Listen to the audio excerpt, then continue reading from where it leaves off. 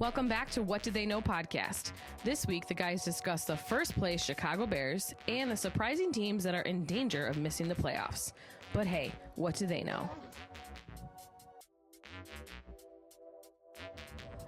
What do they know? Well, we are about to find out. Welcome back to week 11 on the What Do They Know podcast. Nick and Jeff back with you as always. Hope y'all are having a great week, a good kickoff to your week. How are you, man? How was the bye week? It was fantastic. You know, I didn't have to worry about anything. I got my merch on as well, my sweater. Wouldn't know against the bye week, I suppose. There you go. Yep, absolutely. Love it. All right, so we will kick it off as always with some top stories, and I'm going to let Jeff take it this week. Perfect. Well, my top story is the Bears. The Bears. The Bears. The Bears. Who would have envisioned the Bears leading their division, week 11, over the Packers? I'm a little and the irritated Lions? about this, to be honest with you. The fact that we have to talk about the Bears being in first place. Yeah. They're right there. They're probably top 2 or 3 of my biggest frauds list right now. Yes. So I'm very annoyed that like they're 7-3 and we have to talk about them. Yeah. So go ahead. I mean, I was trying to look at the stats, see how is this happening. I still don't have an idea. I don't know what's going on. All I know is they're second in the NFL in rushing. So DeAndre Swift, Common Non guy, and they've been getting it done. Caleb Williams on some scrambles, and they've been leading the attack for the most part. I mean, their defense hasn't really kept up to par. They're 27th in yards per game allowed and 26th in points per game allowed. They do get a lot of takeaways. Yeah. That's the one thing that I Yep. will say they do well. Yep. Is they take the ball away and give Caleb Williams more chances. Yeah, and I mean, those two stats are kind of, I wouldn't say inflated, but they are definitely swayed by the two games against one week 2 was against the Lions, 51 points allowed there, and then another one, a win against Cincinnati, that back and forth game where I feel like Cincinnati recovered an onside kick, then all of a sudden Chicago came back. But that was 42 points allowed right there, so that spikes that up a little bit. But as we talked about previously with the Bears, I feel like their defense is very, they tend to lose focus every once in a while, but they are a very talented group. As you said, they get takeaways, get turnovers at a pretty good rate. So that gives at least Caleb Williams enough chances, enough opportunities to score points for the Chicago Bears. But I feel like they're there with like the Denver Broncos who just find a way to win and have a game-winning drive at the end of the game. Where I feel like all Bears fans are like, how do we even end up here? And then they just win, and they're like all happy about it. Yeah, it's very interesting because I feel like the head coach, that the big flashy hire, is working out, but not in the reason that I feel like everybody thought. Right. Caleb Williams is not tearing the roof off the place. No. I heard somebody today still say that he's managing the game, right? Which I guess is a little better than what he was doing last year. Last year he didn't look like anything great. This year he's just not making the mistake, which I feel like people expected more with Ben Johnson coming in. Right. But where Johnson actually is paying off is they're doing the little things correctly. Where with Matt Eberflus, amongst other things, they did a lot of things wrong. Right. So I feel like he's paying dividends not because of the work he's doing with the quarterback, although he has improved. But it's the game managing. It's the squeaking out the close wins. They're learning how to win. Right. So I guess you got to give them kudos. I mean, how many? I don't know if you know it, but they have at least 2 or 3 game-winning field goals. Yeah. So like they're squeaking them out. Yeah. I would venture to guess that their point differential is slim to none. I'm gonna look it up. Look it up. Because when you factor in them getting blown out by the Lions, Yeah. I bet you their point differential is very bad. Yeah, it's good. It might be close to 0. To be honest with you. The Chicago Bears points for 258, points allowed 264. So they've scored less than what they've given up, but they have a 7-3 record because they're winning these close games. They're the Chiefs last year. Yeah. Which maybe they're not even as good as the Chiefs were last year, but you get my point. Yeah, 11-0 last year. The Chiefs were in one score game. So I completely understand the reasoning. Obviously, Caleb Williams is no Patrick Mahomes, so you don't want to rely on Caleb Williams too much to lead you on that game-winning drive. But I mean, it's paying dividends right now. I mean, for Ben Johnson, I like what he's doing. Obviously, the biggest testament on his job is the progression of Caleb Williams. But I feel like Caleb Williams and Jared Goff or two completely separate quarterbacks. You know, For sure. Caleb Williams is more of that mobile, and Jared Goff is more of that classic, pocket passer. Yeah. But yeah, and with Ben Johnson, I feel like a lot of his offensive schemes deals with timing, and I'm not sure if Caleb Williams is there yet. I'm not sure if he trusts himself to make the throws on the exact timing that he needs to do. That's why he probably scrambles a little bit to the right or moves a little bit to the left and creates these openings with his receivers by just extending the play. So Ben Johnson's real test is going to see if he fluctuates towards a Caleb Williams sort of offense, or if he sticks to his guns and maybe Caleb Williams progresses in that way where he trusts his instincts a little bit more with his arm. Yeah, as of right now, the Bears sitting at 7-3 is surprising to me. Yeah, I mean, we're going to find out pretty quickly about them. Yeah, their schedule's pretty. Their schedule's not great. I mean, they got the Steelers this week. Who knows what that's going to look like with Aaron Rodgers? Yeah. But then they got the Eagles on Black Friday, then the Packers. Then 2 weeks from that, they got the Packers again. Yep. Followed by finishing off the season at the 49ers and then home to the Lions. Yeah, it's pretty daunting. That's going to tell you all you need to know. If they can win those games, or the majority of them, that'll tell me a lot. But right now, I'm not on the Bears train. Yeah, it's hard to be, especially looking at that schedule. That's going to be rough. And then my second one is Detroit and KC being outside the playoff picture right now. Isn't that crazy? It's insane. I feel like we are shaping up to have one of the more exciting / interesting playoffs we've had in a while, simply because there's going to be, it appears, there's going to be a lot of new teams. Yeah. I mean, obviously the Patriots have been missing out on the playoffs for a little bit ever since Tom Brady left. The Broncos haven't really made a name for themselves until now in the previous couple of years. I mean, overall, the Ravens aren't in it right now either. The Ravens at 5-5. I mean, they're on a 4-game winning streak, and then Pittsburgh. Who knows what's going on with Aaron Rodgers? As we've talked about before, the Ravens have that division to steal. Basically, sitting in the lab right now, to be honest. But yeah, overall, I just do not know how this has transpired to be how this happened. Detroit and KC have been known to have prolific offenses, and in Casey's respect, a prolific defense. To be honest with you, Steve Spagnuolo. I mean, they've always been known to give Patrick Mahomes the ball at the end of the game, and that's how they were 11-0 last year, one possession games, and now they're 0-5 this year. They just aren't making the plays that they were last year, and I feel like they're a poor Buffalo Bills offense in this regard, where they don't really have the wide receivers to match up. Obviously, Buffalo, I feel like, has a better run game with James Cook. KC has a better tight end with Travis Kelce, and KC, I feel like, has a better defense overall. But I feel like what you're seeing is a lot of these teams starting to catch up with what was basically the KC, Baltimore, and Buffalo regime there in the AFC. And on the NFC side, Detroit, I think the last year was their year that they needed to do it, but this year it just seems like offensively they've lost a little bit of a pep in their step, or Dan Campbell just feels like he's out to prove something. I mean, going for it for 5 times on 4th down is pretty reckless. I mean, that's him though. That's right? the style. I mean, you can't even fault him. I mean, that he lives and dies by 4th down. Yeah, I don't know. I personally think of the two, Detroit's going to be fine. Yeah, Detroit. I still think Detroit's going to win their division. Yeah, Detroit has the easier path for sure. I just think that they're going to be fine. You got to take last night against the Eagles for what it was. Eagles have probably a top 3 defense in the whole league. Yeah. And it was, windier than crap. So the conditions were terrible. Yeah. Last week they put up 1,000,000 points against the Commanders. That they being the Lions. Right. Right. They, we just talked about how they put up 52 week 2 against the Bears. I think the Lions are going to be fine. I don't think people are scared of the Chiefs anymore. No. I think that's the biggest thing.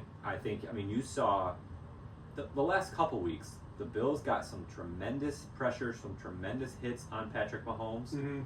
Denver blitzed the crap out of him yesterday. Got 3 sacks, hit him good. Had at least 1 pick. But the big thing is Kansas City does not run the ball. Yeah, no. Like, I know they probably did at some point yesterday, but I had that game on. I had all 4 late games on at once. Mm-hmm. You know, on the split screen for NFL tickets. So I'm watching them all kind of sporadically. I swear to God, I didn't see one run play. Not one. Uh-huh. So, I mean, with no threat to run, you can pretty much play your defense a specific way. Yeah. And I think, like you said, with the Bills having James Cook, it's a little different. No. But I think the Chiefs are in trouble, man. And here's the one of the many things they have going against them, but it could arguably be the biggest. The 3 wild card teams right now, the Bills, the Jags, and the Chargers, all have the tiebreaker over Kansas City. Mm.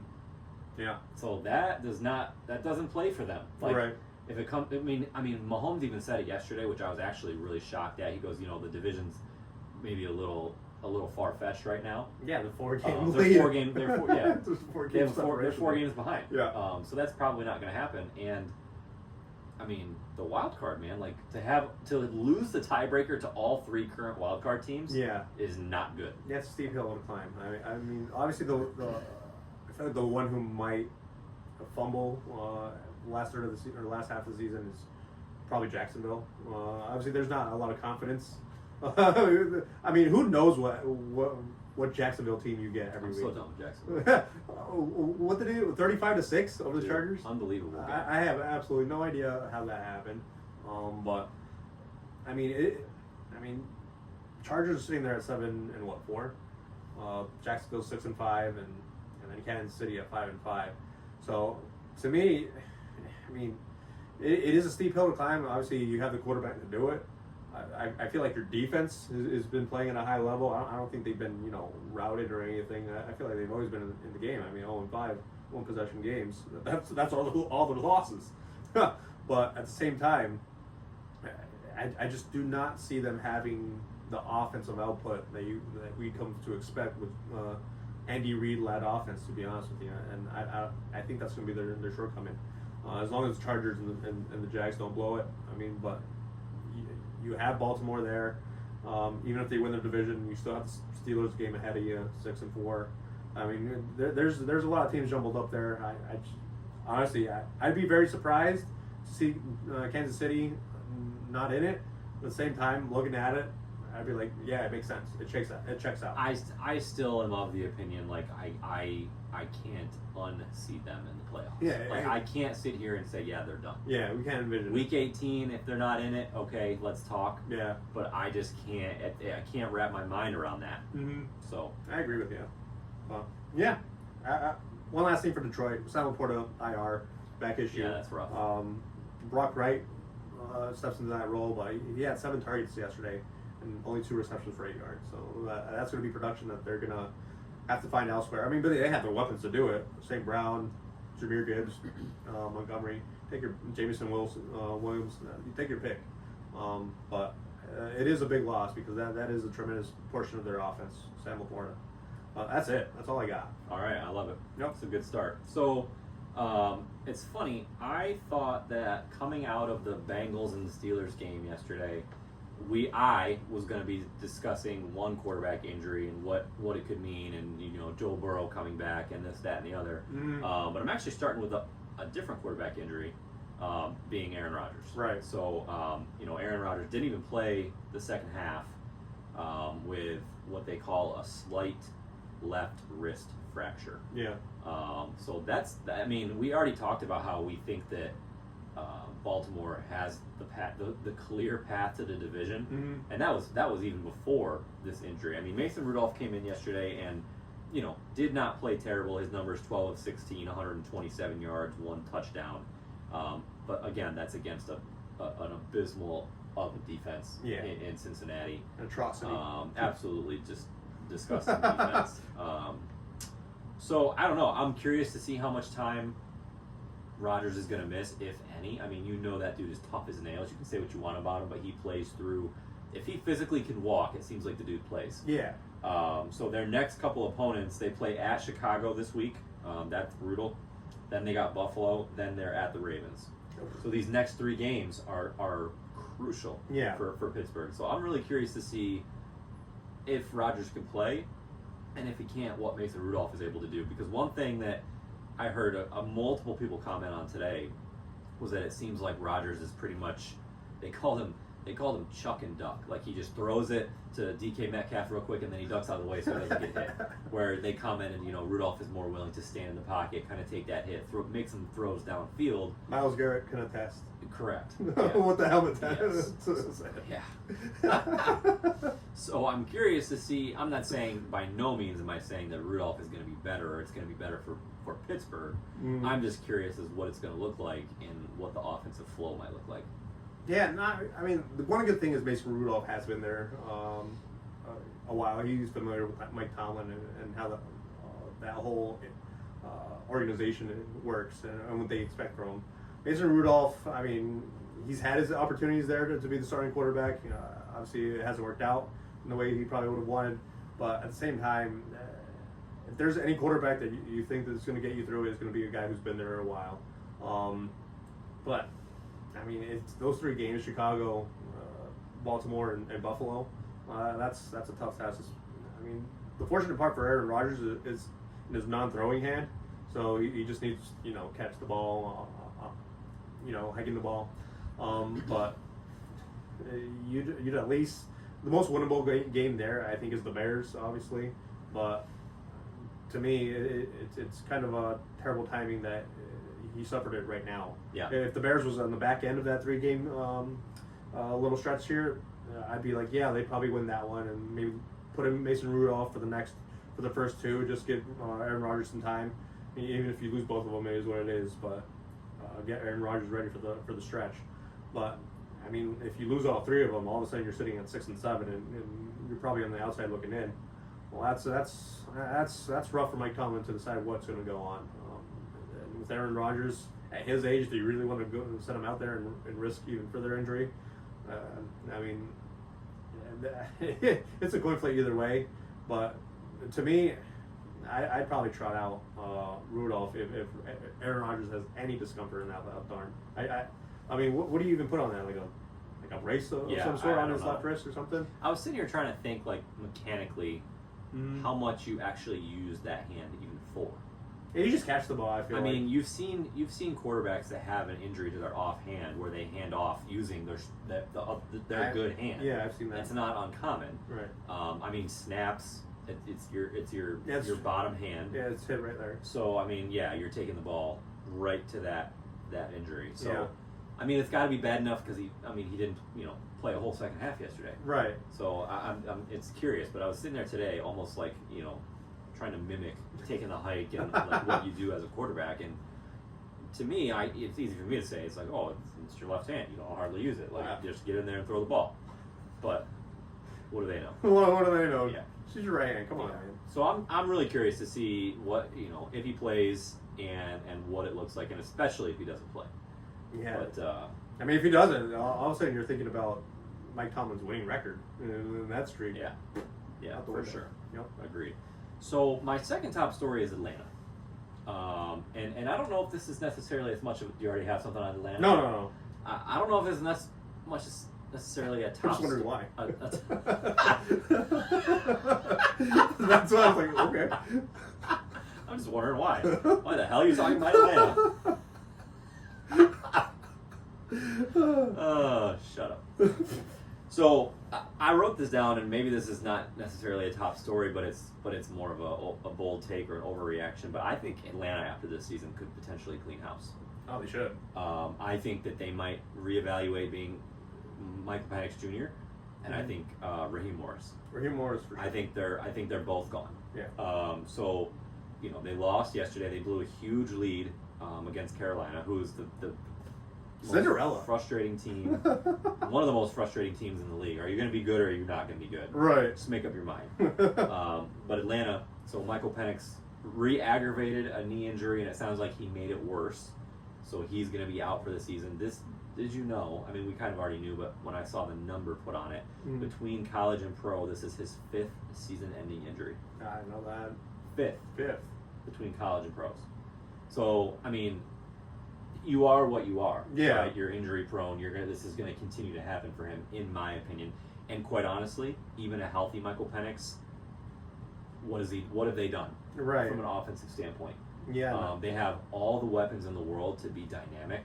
Drake London, Kyle Pitts, Darnell Mooney, Bijan Robinson, and they just cannot figure it out. Yeah. And I think if they're 3-7 right now, Mm-hmm.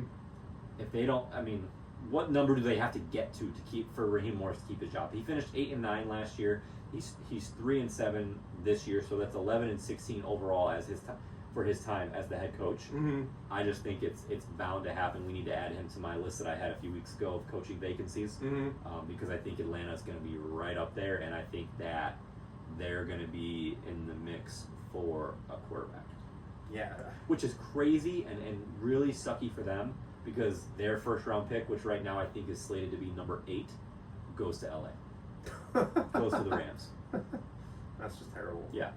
I mean, you just spent what they draft Michael Penix at 7th overall. I think so. Yeah. Yeah. And then you signed 7th or 8th, right around there. Yep. And they signed Kirk Cousins to that mega deal right prior to that.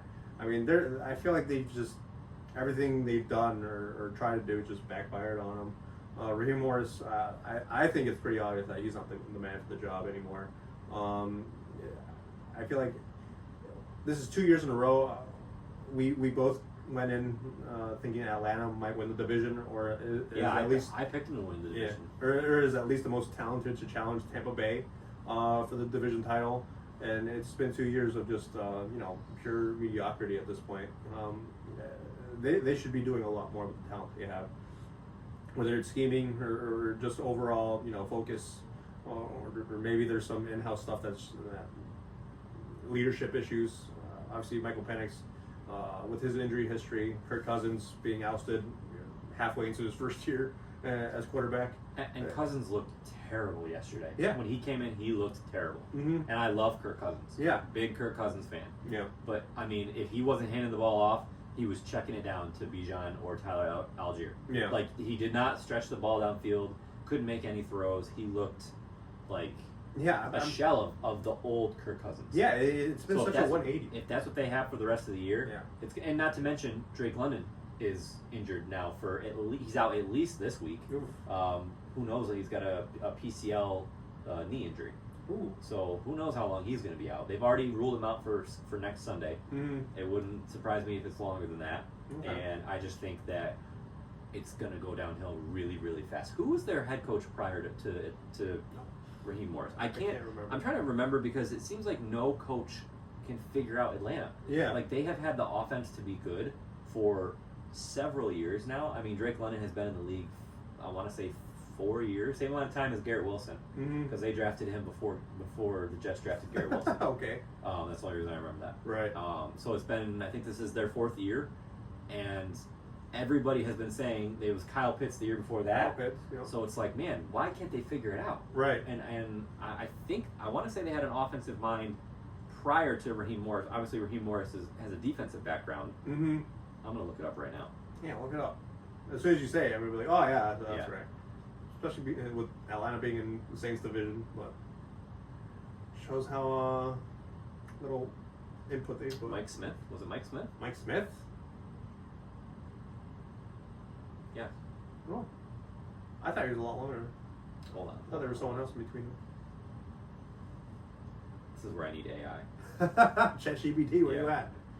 Oh, But yeah, so does that make a little bit more sense now? Why I... Yeah, no, I understand where you're coming from. Atlanta's definitely one of those teams where you felt like they'd be a lot bigger of a player, especially at this point in the year than they are. I mean, they're like the Panthers, but just in reverse. They're losing. Arthur Smith. Arthur Smith. That was Not like Mike Smith. Arthur Smith. Yeah, offensive mind. Yeah. Came from Tennessee, and they just never figured it out. Yeah. Yeah. So, 2 coaches now who just have not been able to get them consistent. We talked about it. I mean, I still cannot get over that this 3-7 Falcons team is the team we watched Monday Night Football against the Bills. That just Dismantled them, Yeah. crushed them. Looked like a well-oiled machine on Yeah. offense and defense. But still, that's 2 bad losses that we've seen the Bills lose on running games. Yeah. Miami and Yeah. Achan, and Bijan and Atlanta. It's just one of those things where you just match up well against a certain opponent, I suppose. Yeah, so I mean, I'll be curious to see what happens there.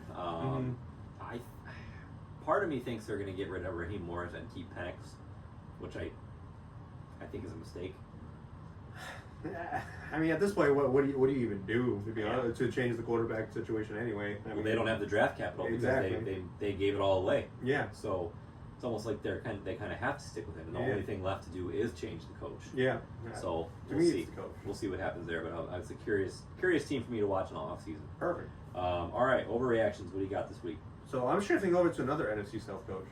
Okay. So Todd Bowles isn't a quality NFL head coach. Wow, Todd Bowles. that's a bold take. It is a very bold take. Why do you say that? Well, first of all, his tenure with the Jets is there.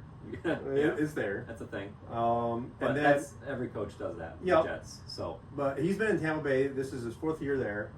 And let's be honest, the NFC South hasn't been a perennial, powerhouse of division for the past 4 years.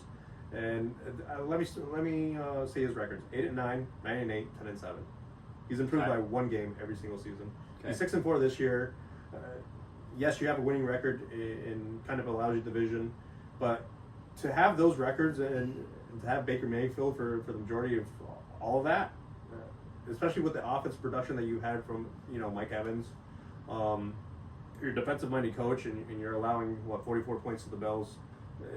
To me, I feel like you've had the offensive output that you've wanted as a defensive coach. That's something you don't even have to worry about.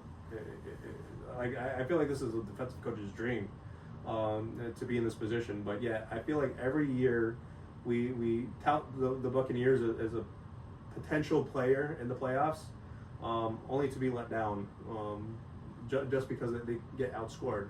And Baker Mayfield can come out here and put up MVP numbers, but at the same time, I feel like Todd Bowles just always seems to fail when the time is nigh. And honestly, watching the Bills game yesterday, yes, the Bills are a tough opponent, but honestly, I'm just not sold at this point that Todd Bowles is a quality NFL head coach. That's a very interesting take because I feel like, and I'm not even sure that you're wrong. I think you may be correct, but I feel like when you hear like Todd Bowles is associated typically with like the fact that people view very highly of him. Very highly of him. I think he'd be one grand defensive coordinator. He's a phenomenal defensive coordinator. Yeah. Always has been. When he was with Arizona, how good their defense was in Arizona. Yeah. Shoot, the Jets had a really good defense when he was there. Mm-hmm. Missed the playoffs by 1 game his first year as head coach for what it's worth. Right. But yeah, I mean, you're right. They're barely squeaking in, and you could make a very easy argument that they're consistently underperforming on defense. Yeah, and I feel like overall, I mean, like 8-9 in a mediocre division, 9-8, 10-7. I feel like those are 6 very winnable games right off the bat, and all of a sudden you're winning 5 outside of your division. That to me is a little, not grand. Yeah. And then it just sets you up for failure in the playoffs because guess what? You're not facing your divisional opponents in the playoffs. Correct. So to me, I don't know. I think I'm going to start taking a bigger microscope on Todd Bowles, to be honest with you, because I'm very curious about it. I like that one. Ooh. What do you got? That's all I had for overreaction. Okay. All right. I thought that would stun you. Yeah. And I'd get booed out of here. No, I think it's one where you could immediately be like, Psh, you're Right. an idiot. Yeah. But then you laid out the numbers, you laid out his records. Like that's a slightly above average Mm-hmm. head coach in a poor division. Yeah, in a very winnable. I mean, he's won the division all the years, but at the same time, you have to take advantage of it. With the Saints and Carolina having been 2-3 wins total. Yeah. It's just one of those things where you expect to be 12-5, 13-4. Get yourself some home field advantage and take care of business. Like the NFC playoffs should run through you. Yeah. He just hasn't taken advantage of what Baker Mayfield has resurrected his career there, I feel like. Okay. Yep. I like that one. All right. So I feel like if we post this, I'm going to get a lot of crap for this. Oh, no. By Christmas, By Christmas. so technically the 21st, so that's Sunday, Okay. the Miami Dolphins are going to be 7-7 and have a shot at the playoffs. Excuse me? Yes. Who? The Miami Dolphins. The Miami Dolphins. The Miami freaking Dolphins. Lay And me out their And schedule. Mike McDaniel. Lay me out their schedule. So the next 2 weeks to get them, they're 4-7 right now, right? So they're on a 3-game winning streak. Mm-hmm. Squeaked one out in where were they? Brazil, Madrid, Madrid. somewhere. It's in Spain. Yeah. Wherever. Overseas. Get this man a map. Oh my goodness. Squeaked it out. So they're 4-7. Their next 2 weeks are against our teams. Oof. So they're on bye Yeah. right now. They're on bye, coming back from Asia, and then Oh. and then they got the Saints, and then the Jets. So that's 6-7 right there. And then Sunday night football, they got the Steelers. Okay. Who knows what situation that I think.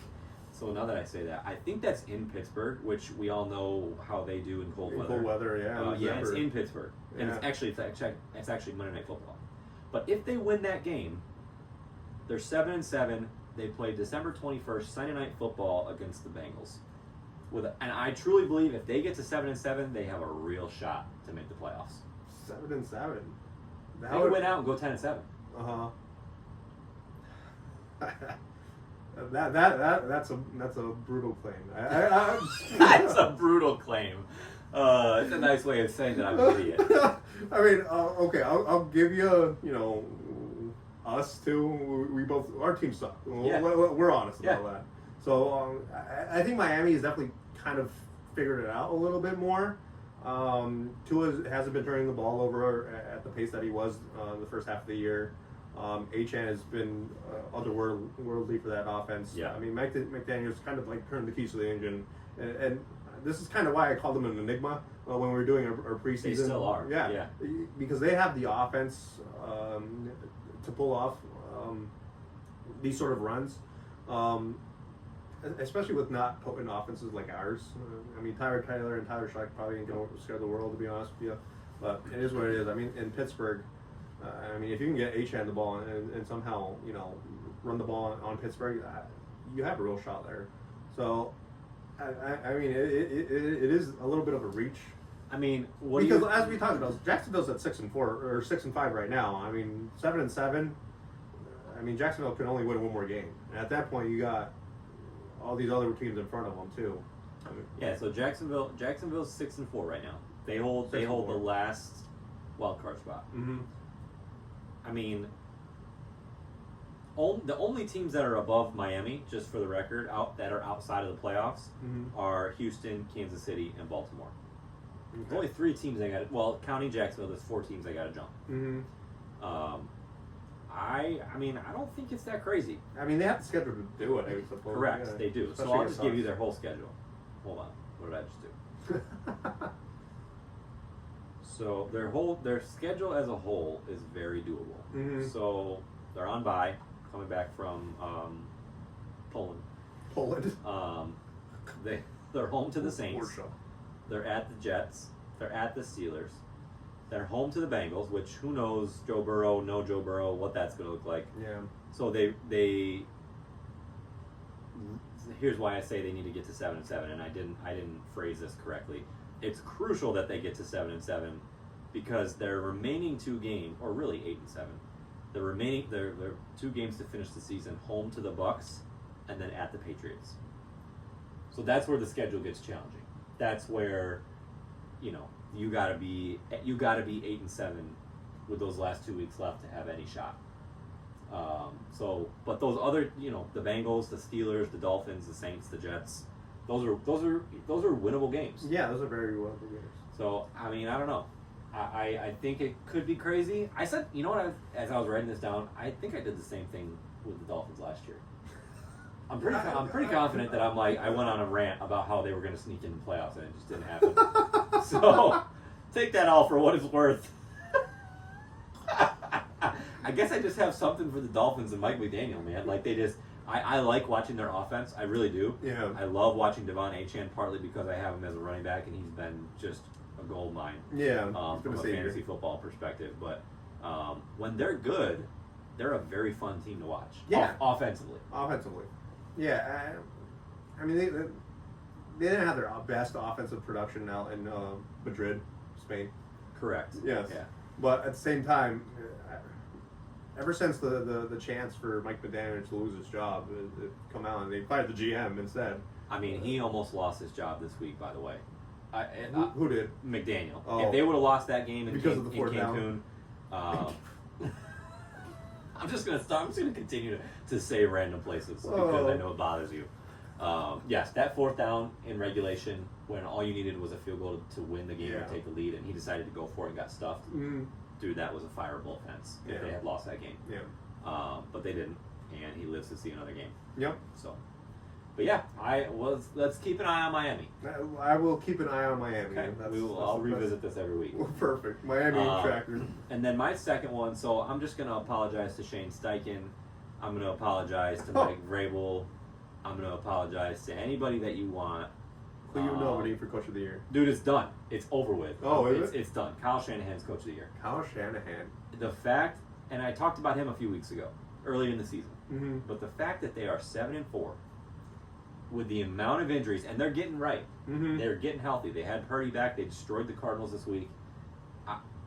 If they make the playoffs with the injuries that they have had, so just to read off some names, the first two are out for the year: Nick Bosa and Fred Warner, right? And I guess you could maybe add Brandon Ayuk to that since I don't even know if that guy still exists.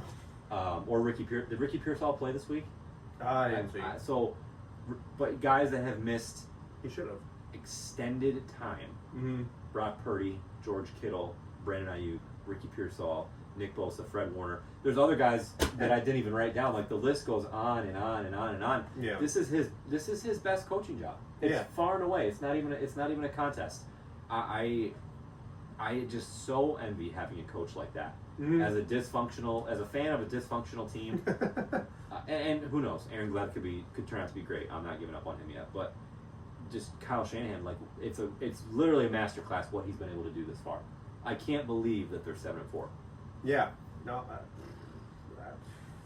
I'm trying to think of the words to really measure it, but no, everything that comes to mind you've already said. I mean, Kyle Shanahan has done everything that a head coach needs to do to keep his team competitive and right the ship with Mac Jones of all quarterbacks until Purdy got healthy.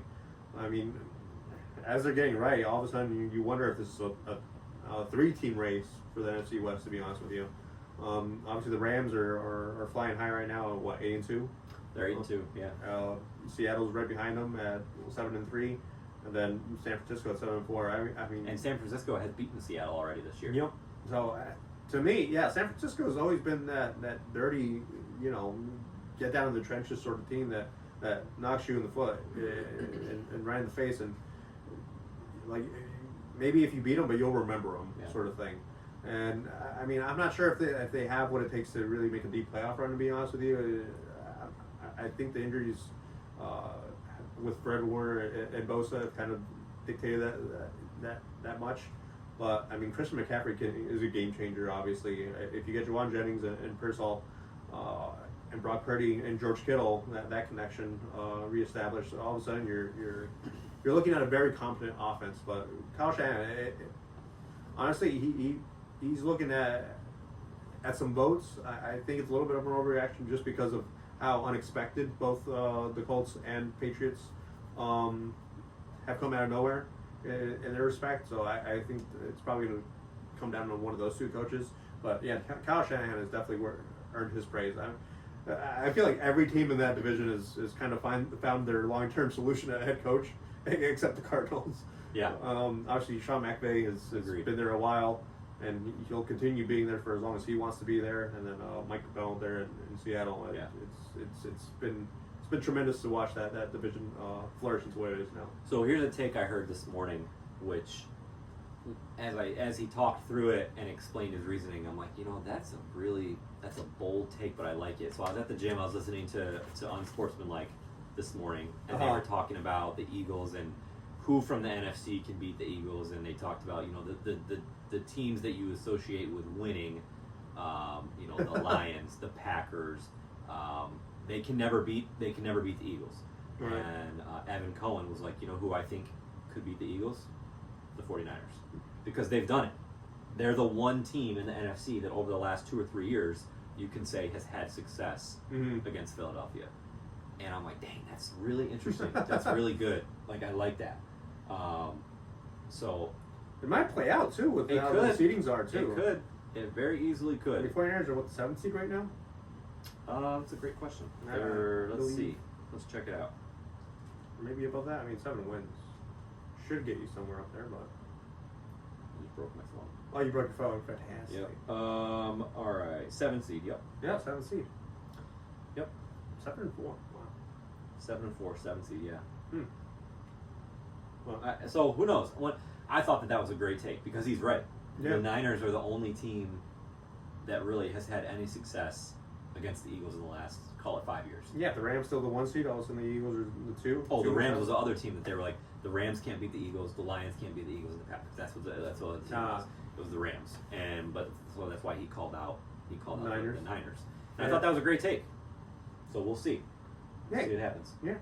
But yeah, Kyle Shanahan, Coach of the Year. Lock it up. Log it up. All right. MVP watch. So if you missed last week, this is something that we're doing for the remainder of the year. Every week we'll give an MVP watch, kind of like our power rankings, how we do power rankings 1 through 5, but with MVPs we're doing 1 through 3.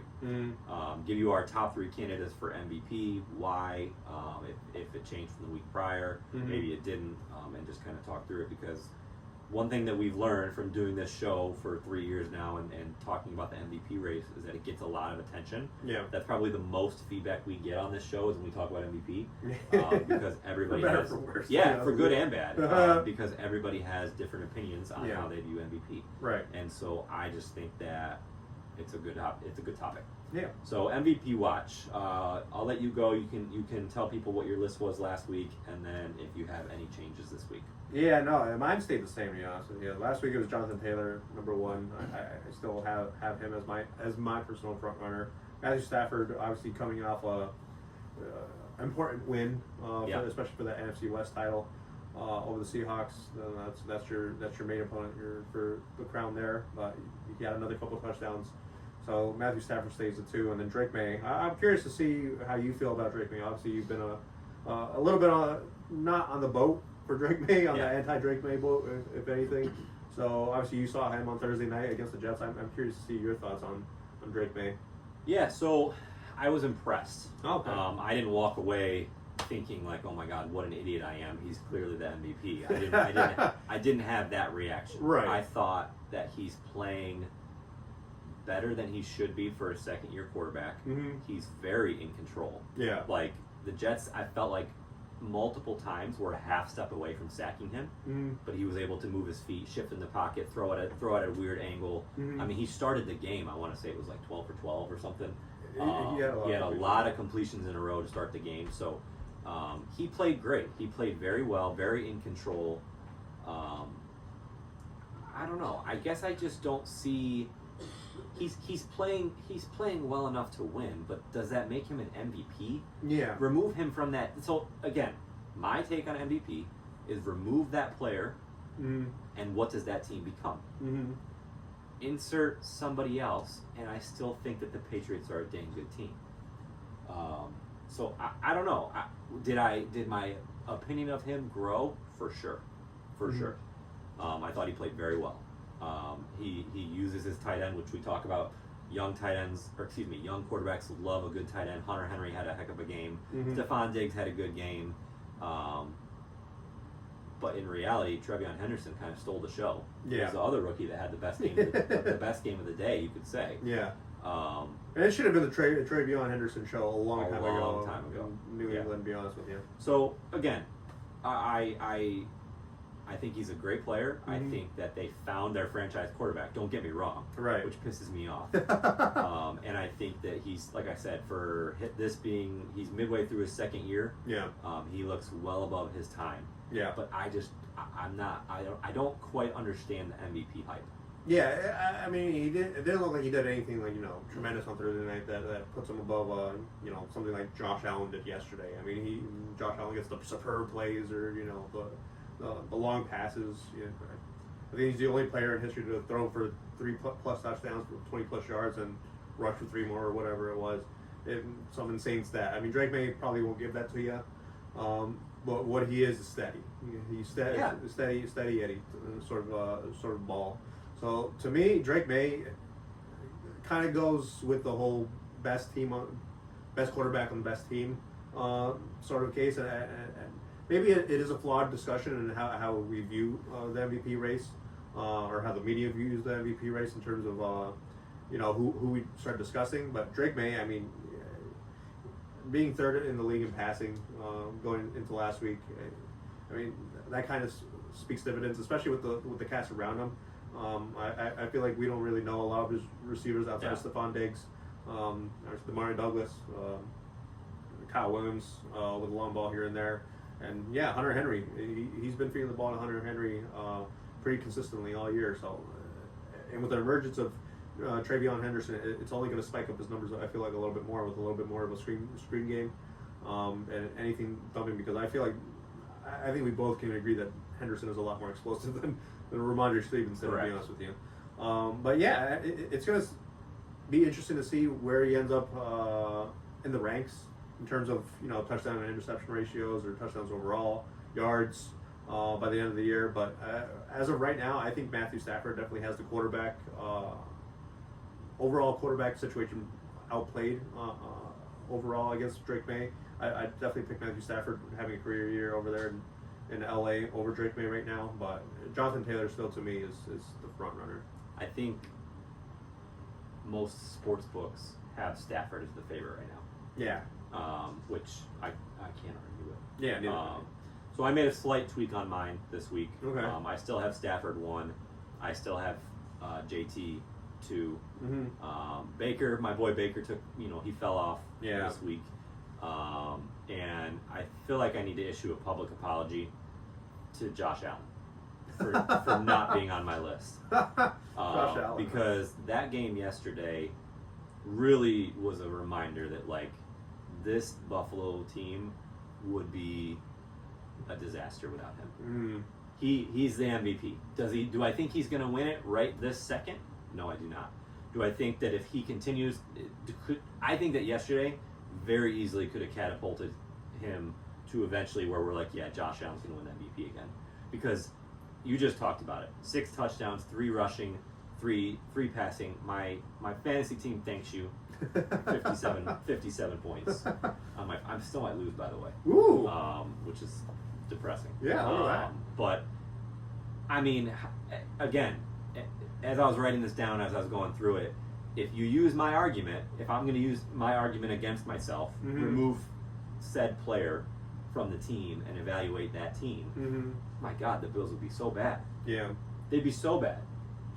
And so I feel like the more I talk, the more I can make an argument that Josh Allen is the MVP, but he needs to continue to play that way. Yeah. He needs to have a few more really good games, because I mean you can't argue. The dude single-handedly won that game yesterday. Yeah, to me, it's hard to. Yes, Josh Allen's a heck of a player. He's the top probably 2 quarterback in the league right now. The problem with my mindset on it is, does he have the players around him to continue this level of production? But isn't that what makes you the MVP? Yeah, but we always talk about how his receivers lack separation, and all of a sudden he can't complete a pass. At that point, how much do we pinpoint on him, and how much do we pinpoint on the receivers? And if his receivers can't do anything, then all of a sudden it makes him look bad in that sort of way.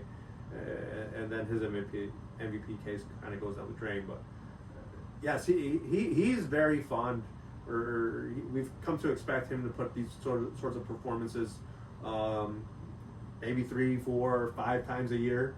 To kind of solidify and insert himself with the case of MVP, and I try to not get too enamored with it,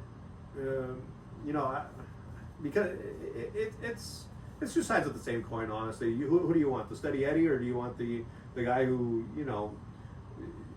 did you see the first play where he kind of like lobbed it? Did. Yeah, I did. I mean, that who would have thought he would have ended with the statistics that he did.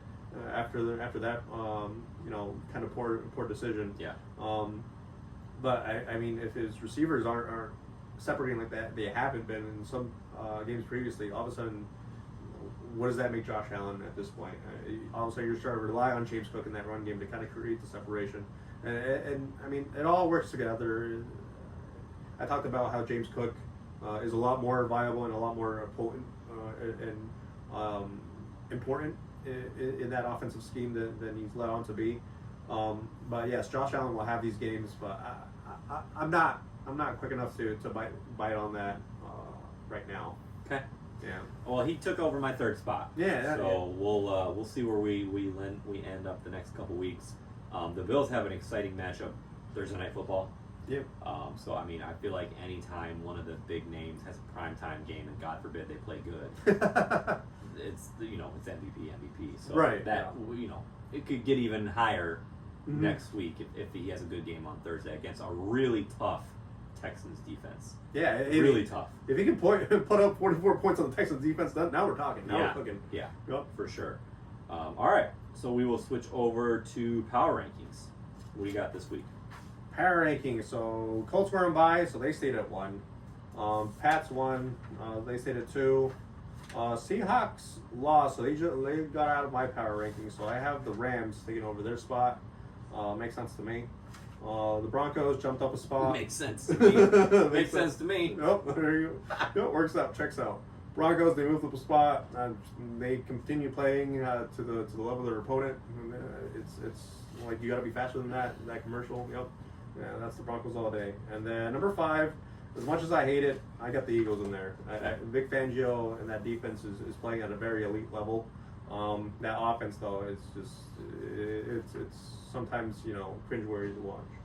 Yeah, this week was tough for me because I felt like I finally had to add some teams on here that I don't want to add on here. But I kept the Rams at number 1. I had them at 1 last week. Yeah. I had Seattle 2 last week, so they did fall down a little bit. So the Colts took that number 2 spot. Number 3, I put the Eagles on there.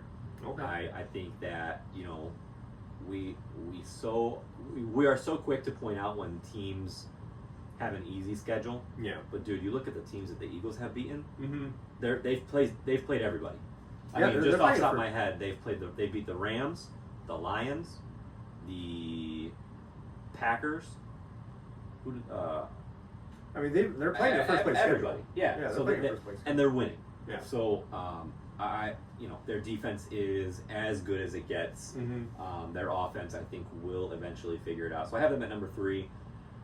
I begrudgingly added the Broncos to my top 5 just because I feel like that yesterday was a moment for them to crumble. Yeah. Right? They could have very easily, it could have been, okay, here we go again. Yeah, Typical, same old Chiefs, same old Broncos, and it just didn't happen that way. So, again, it was an ugly win. I mean, Will Lutz, I think, was the MVP for the Broncos. He kicked 1 million field goals yesterday. I feel like Will Lutz should be the MVP for the Broncos. Yes, I feel like I've seen that man have a game-winning field goal at least 4 times. Correct. This year alone. So, are they winning ugly? Absolutely. Do they have a dang good defense? Yes, they do. Yep. And yesterday was really, really impressive to me. Yeah. Regardless of the score, they were able to squeak out a game that I felt like had all the makings of a Chiefs win. Yeah, we kind of expect the Chiefs would win that. Correct. Yep. I kept the Seahawks at 5. Okay. I think so. Honestly, out of the 4 late games, that was the one I paid the most attention to. Yeah. Dude, the Seahawks are so good. The Seahawks are so good. They should have won yesterday. Yeah. I mean, to still have a chance after 4 interceptions by Sam Darnold. That defense, yeah, it might be the best defense in the league. Ooh. The Seahawks defense, they were flying all over the field. I mean, they kept Stafford. I mean, granted, he still threw 2 touchdowns, but I want to say he had about $160 passing. And I mean, he had the prior 3 games had thrown for 13 touchdowns. Yeah. So that's a significant step down. Kyron Williams didn't have his usual game. The Seahawks defense, dude, they are freaking legit. Mm-hmm. And as long as Darnold doesn't play the Rams, he's great. He's been great. Like if you think about his game against the Rams in the playoffs last year, and then what they did to him yesterday. Yeah. McVay and that defensive staff clearly knows what they need to do Against Darnold. against Darnold. Yeah. So, I'm not going to sit here and say, oh my God, here comes the typical Sam Darnold, because it literally seems like it's just against the Rams. Yeah. But I think you put the Seahawks up against a vast majority of the teams in this league, I'm taking the Seahawks. Yeah, the NFC West is going to be a tough out for any team Correct. in the NFC, to be honest with you. You're going to have, there's a good chance you're going to have 3 NFC West teams in that playoff picture. And facing any of them is going to be brutal. Yeah. You're going to have to hope that they face each other and knock each other out. Yeah, and to be honest, like, as I was doing this, I wrote Patriots at 5, which was another team that I was begrudging. But then as I wrote it, I'm like, I truly believe that the Seahawks would eat Drake May alive. Really? I do. Mm-hmm. I really think that defense is elite. Mm-hmm. Is probably one of the better defenses we've seen in a long time. So that's where I'm at with Seattle. As much as I love the Rams and think highly of the Rams, they should have lost that game. Mm-hmm. So we'll see. So Seattle's still in my top 5 even after a loss. Gotcha. All right, we will finish with the best segment that we have. Said no one ever. No. 1 and 3 again last week, Jeffrey. Mr. Consistent. Yes, thank you. So, also, I told you I was gonna lose my you-know-what this week if it happened. Uh-huh. Guess what, Jeff? It happened. So, week 8. Uh-huh. Okay? My lock was the Jags over the Raiders. Yeah. Minus 3.5, so they had to win by 4. Yeah. They did not win by 4. No. Week 9. My upset was the Jags over the Texans. Uh-huh. Did not happen. Did not happen. I told you last week Yep. that if they freaking did it to me again, I was going to lose my mind. And guess what, Jeffrey? I picked. This is the worst one. This is the worst one by far. This was them double middle fingering me right in the face. I picked my lock. Your lock. Was the Chargers over the Jags. What was the spread on that? Minus 2.5. So they only had to win by 3. They barely scored 3 freaking points the whole game. The Jags just whooped on them. Like, I could not believe what I was watching. I could not believe it. And the best part is you picked against the Jags this next week. Yep. So against the Jags? Didn't you pick against the Jags? No, they're my lock. Oh, they're your lock. They're my lock. Oh, so they'll win for you. Yeah, probably. But so I just cannot believe that 3 weeks in a row the Jags have screwed me like that. So, that my lock was the Chargers over the Jags. That did not happen. Nope. My upset was the Bengals over the Steelers. Nope. That did not happen. No. I got the Rams. That's over. 2 blowouts. I know. Yeah, I know. that's raw. I know. That is raw. What do they know? What do I know? Rams over Seattle, I got correct. And then I had picked Tampa over Buffalo. Gotcha. Okay. Well, I finished 2 and 2, so I'm not Average. Yeah, I would average, kill yeah. for 2 and 2. I really would. I haven't seen 2 and 2 since like week 1. Last year. Oh my god. Oh my goodness. Yeah, I had the Texans over the Titans as my lock. Texans won, but only by 3. They were supposed to win by 7.5. That was the spread.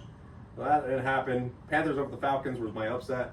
So they needed OT, but Bryce Young pulled it out. Squeak that one out. Yep, Okay. absolutely. Seahawks over the Rams. I was one Jason Myers field goal Yeah. away from winning that one. Yeah. And then I had the Bills over the Bucks. Okay. Foresaw that one. All right. And then so that I actually went back and did my total for the whole year. I'm 16 and 19 on things I say. You want to do it real quick? Well, if you want. I mean, on our Sports Center thing or ESPN thing, I'm 162. Like, Are you really? yeah, I have 100 wins, and it pains me so. I mean, it's just look at it. 0 and 3, 1 1 and 2, 0 and 3. I mean, it's disgusting. 2 and 1. Hey. Hey, what hey, are you week 4. Week 4 was a good week. Yeah. All right, we're not going to do that because that's just going to make me sad. All right, what do you got? What do you got this week? Oh boy, no. Well, I got the Jags with the Cards. You can't figure out the Jags, so I'll take a stab at it. Okay. The Cardinals, obviously, The Cardinals are totally going to win this game. Probably. At this point, I don't know what Jags team is going to show up and what Cardinals team is going to show up. Did you see? I'm sure you saw that Brissett set a record for completions yesterday. 47, right? 47 completions, not attempts. Yeah. Completions. Completion. That's insane. Yeah, that was astounding to me. I have no idea where that came from. I mean, it was, necessary because they were getting blown out. But yeah, that was crazy. And then my upset. Surprisingly, the Chiefs are favorite of the Colts, so I'm picking the Colts over the Chiefs. Yeah, that was surprising. So I don't know why. It's scary though. You're picking the Chiefs to lose a third in a row. Yeah, I'm comfortable with the Colts coming off a bye week. That's where my mindset is. If it wasn't a bye week, I'd probably look at another game. But with the bye week, I'm in favor of the Colts on that one. Okay. And our game of the week is the Rams and the Bucks. Yep. I'm picking the Rams over the Bucks. Okay. Yep. So my lock, I took your Saints over the Falcons. -2.5. It's the Kirk Cousins show. No Drake London. No Michael Penix. I like the Saints there. I'm gonna tell you right now, Kirk Cousins eats us alive. Stop. He does. I can't remember the last time we beat Kirk Cousins, to be honest with you. But I enjoy the confidence. Yeah. So thank you. I'm taking that. We'll watch that on the drive home from Baltimore. Yep. My upset. I'll be honest. I really didn't like any upsets this week. I didn't like any of them. So I took the Cowboys over the Eagles. Okay. Cowboys are at home. They played the Eagles really tough week 1. And my logic is that the Eagles have to lose eventually. They're 8-2, so gotta sprinkle some L's in there. This is what we come down to. This is what it's come to, man. This is what it's come to for me. Who cares at this point, It's really? about that time. Might as well just get bold with it. Might as well get crazy with it. It's about time Eagles lose. Yeah, let's just. They're due. They're due. I'm very much. They're very much into the due part of it. So they're due for an L. So I think the Cowboys are going to give it to them, and then I also took the Rams over the Bucks. Yeah. Perfect. So that's what we got. Awesome. Again, we are headed to Baltimore next week. Mm-hmm. So Jeff and I are driving up early Sunday. I convinced him somehow to go sit in the cold weather and watch the Jets and the Ravens. It's going to be the Tyrod Taylor show for the Jets. Yep. Which I'm not sure how I feel about that. My dad and I, obviously both Jets fans. He is of the opinion that it has nothing to do with Fields. He thinks it would be the same result. I argue differently. I think that Tyrod throws the ball downfield, and also the play calling will change with Tyrod because they know that he's capable of throwing the ball downfield. Fields just doesn't. He just doesn't. Like, end of sentence. Yeah. So I'm curious. The Ravens do not have a good defense. They've won 4 in a row. They've won 4 in a row. They're a hot team. Yep. They got to lose sometime. They're due too. They're due for an L. Might as well, right? This is going the same logic as the Eagles. No, but they're one thing that I like about the Jets. Let's be very clear. Do I think the Jets are going to pull off an upset? No. They're 13-point underdogs. I just hope it's a good game that keeps us entertained into the fourth quarter. Right. That's all. Kind of like Thursday night did against the Patriots. Right. That's all I really can ask for. But I will say, the Ravens have a porous run defense, and the Jets are top 5 in rushing. Okay. So who knows? How much of that is Justin Fields though, compared to It's Breece a decent amount, but Breece, yeah, I guess that's fair. I'm just curious. I don't know the numbers, Okay. but Breece Hall has had when he gets the touches, that's a whole other conversation. But when he gets the touches, he does a really good job. Yeah. Okay. He does a good job. So I think that's an advantage that the Jets have. We'll see. Right now conditions say it's going to be good weather on Sunday, at least for us, mid-50s. So we're not going to totally freeze. Right. But either way, we're going on the road. I'm excited. I'm taking this guy with me. Hopefully, maybe we'll put out some content, a few pictures, a few videos. We got a long road trip, 6 hours there and back. We're going to watch the Saints game on the iPad on the way home. Absolutely. And it'll be fun. And then we'll be back on Monday to record everything and tell you guys how it was. So hope you guys enjoyed, and we will talk to you next week. Yeah. See ya. Peace.